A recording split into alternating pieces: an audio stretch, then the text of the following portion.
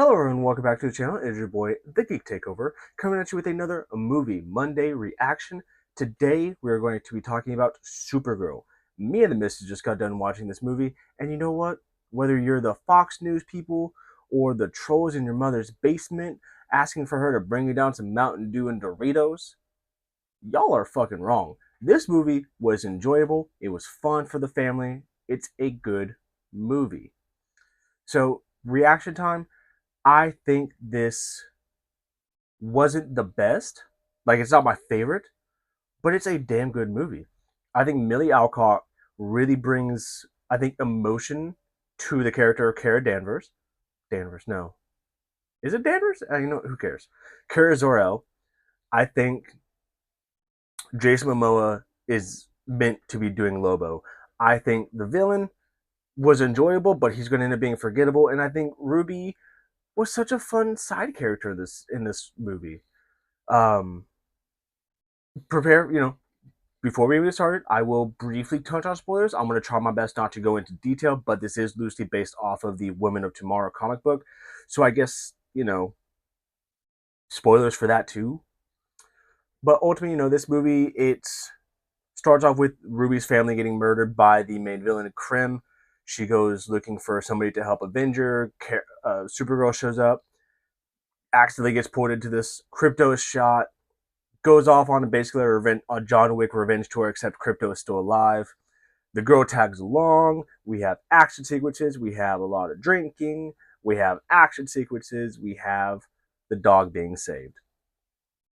But in the mix of all this is a story about grief and trying to help someone not walk down this path of vengeance. I think we really saw an evolution of Kara's character. From the beginning, we saw her as a drunk girl who's just drinking away her sorrows. I never really thought about her part of the story. Like, I know she's obviously from Krypton and she gets sent out later on the capsule to Earth, but being able to see that she was born after Krypton exploded in Argo City, and then her parents shipped her off after that, I think that really puts her grief into another perspective. Because we already knew that she knew her family more than Kal-El did, but now we knew she had lost a lot more, and she's on the verge of losing Crypto now, the last thing that she has to her home minus her cousin, and she's just trying to find her place in this universe. Then we have the side character Ruby. She is just, her family got murdered in front of her, which, by the way, how the hell did Krim not see Ruby and take her out? Like, what the fuck? He turns around, throws an axe at the brother, but doesn't see her? The fuck is going on? Like, what? That's just one of the issues I have. Um, so let's talk about some of the things that I did enjoy before we talk about the negatives. Pros: the first action, the not the first, but one of the first action sequences we have, where Supergirl is on the bus fighting the techno pirates or whatever she called them. That was so much fun. The way that they were just um, blinking across the bus fighting each other, I think that was awesomely done. And then when she goes out into space, gets frozen, gets to the sun, and then destroys their ship, I think that was a blast. I blast. Seth Rogen's on the bus. That was fucking funny. He was. You could recognize that voice from a mile away. Um, and then we have the action sequences where she's in the dive bar, where she destroys a guy's arm in arm wrestling. Kids, that is why you do not arm wrestle, by the way. But later, she ends up getting tricked by this family trying to save their daughter. We get the villains. I can't think of their names off the top of my head. Starts with the B. Bergens, whatever they're called. They show up. They kick the shit out of Supergirl for a little bit, and then she gets the poison out of her system, just starts destroying them. Meanwhile, here comes Lobo. Jason Momoa, I don't know how the hell you were doing Aquaman for so long, man. This character is meant for you. I can't wait to see what they do with you. I'm assuming he's probably going to be in Man of Tomorrow. Let's just be honest, a lot of people are. And I can't wait to see what he's going to do with this character. Um, they have kind of, I don't want to say a team up, but they kind of work in tandem with each other, taking out all the enemies.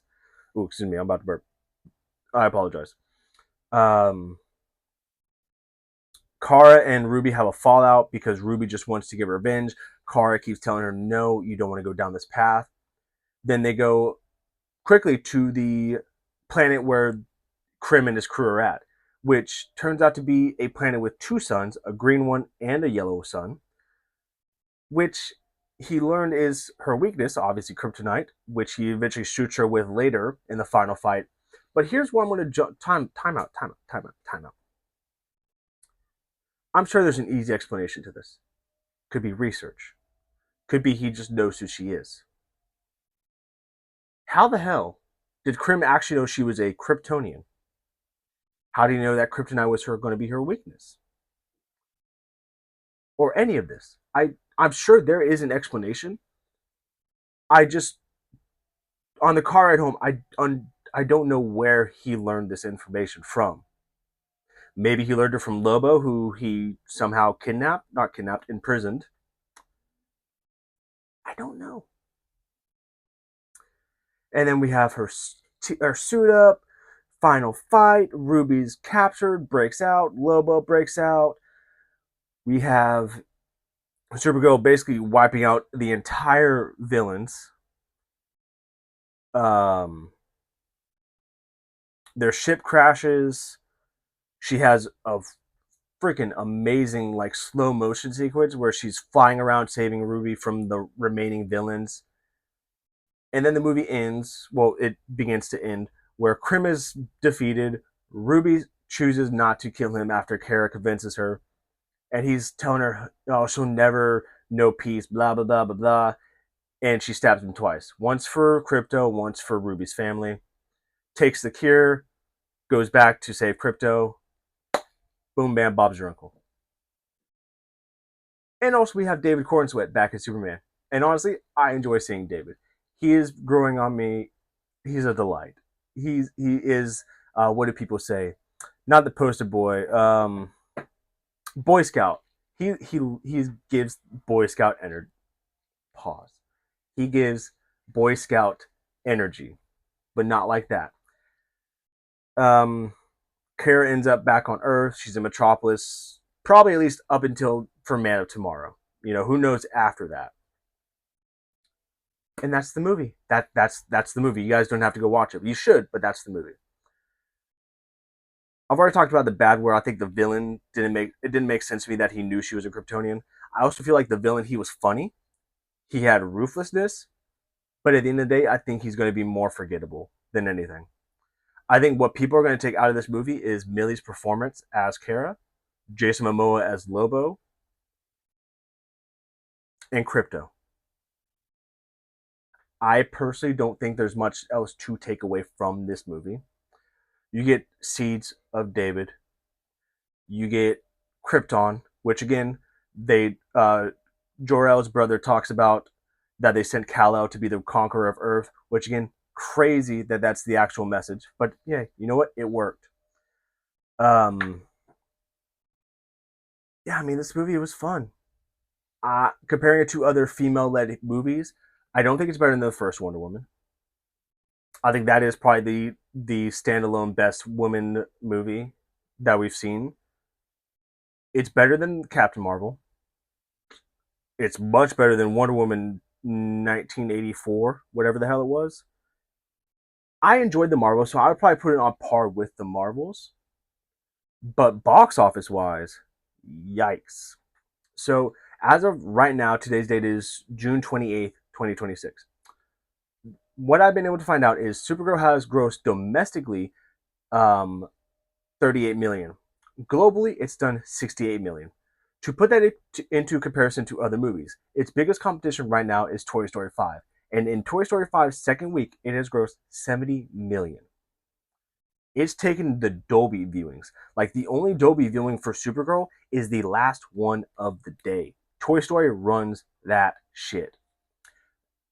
In comparison with other movies, Superman last year grossed 125 in its opening weekend. The Flash surprisingly also 125. Shocker. Joker 2, 37.6. The Marvels, 46.1. And Morbius, 39 million. What does that tell me? That tells me one, people listen to critics too much. Fox News talks about this being super woke, super this, super that, blah, blah, blah, blah, blah, just bashing this movie. And I think the people that listen to that don't watch this movie. The people living in their basements don't watch this movie. The misogynists don't watch this movie. You guys got to grow a pair and get over yourselves, because just because she's a woman doesn't mean this is a bad movie. And hopefully people will go out there and they'll watch this and they'll form an opinion for themselves. I hope that this movie doesn't underperform too bad, but unfortunately this is a very tough summer, because not even Star Wars could gross that much. Like, Mandalorian did good, but when your competition is Toy Story 5, The Odyssey, Minions, Spider-Man, um, the hell else am I missing? Uh, Disclosure Day is done fairly good. I know there's another kids one I'm missing, like somewhere in there. I'll have to think about it later. But like, when that is your competition, oh, Moana, that's what it is. Yeah, when all that is your competition, you're gonna have to put on a 10 out of 10 out of 10 movie to compete with that. And unfortunately, Star Wars, bad matchup. Supergirl, bad matchup. If it was any other year, probably do pretty good. If it was any other time of the year, probably do pretty damn good. But for my personal rating for this, on a 5 scale, uh, I would give it a 4.3, 4.5. Somewhere in that range. Not good enough to be a 5 star. So far, only Obsession has been my only 5 star movie this year. But this was a fun movie. It's one of my favorite movies of the year. I personally, I personally prefer it over Project Hail Mary. Hail Mary is a great movie. I just had more fun watching this. So let me know what you guys think down in the comments below. Did you watch this? And if you did, what would your rate this movie? Are you excited for any of these other summer movies? Do you think it's going to overshadow Supergirl, or do you think Supergirl has a chance to have like a Superman comeback where Superman beat Fantastic Four but didn't quite beat Jurassic World? So if you guys did enjoy this video, please make sure to drop a like, comment, share, and subscribe for more content. And this week, we're going to be jumping into X-Men Season 2, 97. So be on the lookout for that, because we have a 3-episode premiere, ladies and gentlemen. So until next time, this has been the Geek Takeover, signing out.